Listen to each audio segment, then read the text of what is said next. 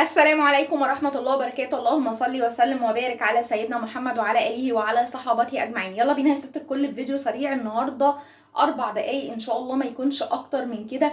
يلا بينا نعمل العدس بجبة يا ست الكل بطريقة حلوة جدا، وهخليكي تعملي شوية عدس كده مش قادرة أقولك جمالهم قد إيه. يلا بينا نروح على البوتاجاز ونبدأ ونقول على بركة الله. ما عندناش هنا غير ربع كيلو من العدس مغسول وحاطين له مية بتغلي على البوتاجاز. يلا بينا نبدأ.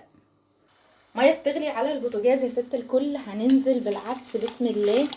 احنا عايزين نديله 10 دقايق. هتقولي لي 10 دقايق مش هيسووه، انا مش عايزاه مستوي، انا عايزاه يستوي في التسبيكه اللي هنعملها له علشان تاكلي شويه عدس كده طعمين ويفتحوا النفس. اوعي تسوي العدس، اوعي تسلقيه سليق كامل.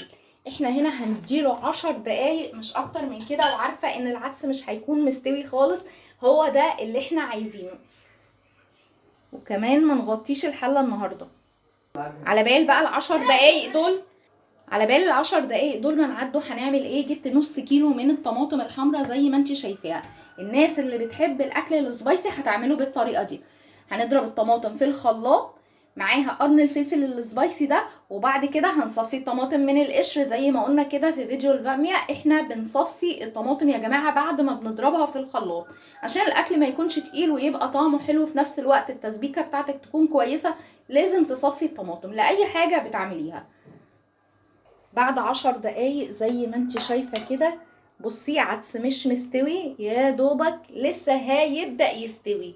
ناخده نصفيه في مصفى وكمان نشطفه بميه عشان يوقف طبعا السوا بتاعه. نعمل التسبيكه. جبت فنجان من الزيت صغير كده، يعني عايزه شويه زيت محترمين، حوالي كده 4 معالق. بصلايه كده ماليه مركزها، بصلايه كبيره، ولو البصل عندك وسط يبقى 2.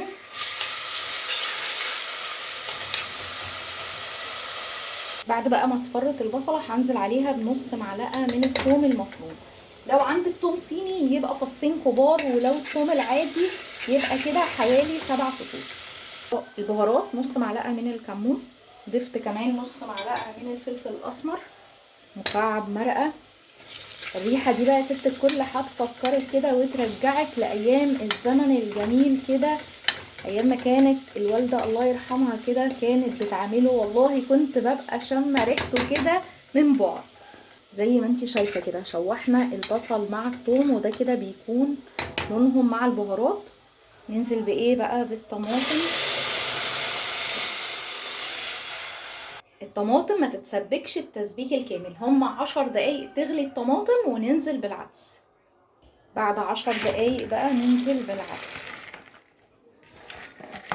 طيب هو مثلا هياخد نص ساعة. اول 10 دقايق اسيب النار عالية عليه، وبعد ال10 دقايق ما يمروا اهدي بقى النار عليه خالص واسيبه يستوي براحته في التسبيكة الجميلة اللي انت شايفاها دي. بعد 10 دقايق بقى لما غلى جامد هنزل بنص معلقة ملح. خلاص انا مش هحط له اي حاجة تاني، ونغطيه ونهدي عليه النار. خلاص كده العدس استوى. مش قادره اقولك الريحه ست الكل، شايفه المنظر. شويه عدس مستويين جوه تسبيكه، مش عدس مسلوق لوحده وكمان الصلصه لوحدها، لا دول شويه عدس مظبوطين جدا. طريقه حلوه جدا يا ست الكل. هعمل جنبه ايه؟ هعمل جنبه بدنجان بالدقه، طريقه جميله جدا للبدنجان، هنزلها لك ان شاء الله في الفيديوهات القصيره. ولو عجبتك القناه ما تنسيش الاشتراك وتفعيل الجرس عشان يوصلك منا كل جديد، واوعي تنسي اللايك الحلو اللي بنستناه منك. والسلام عليكم.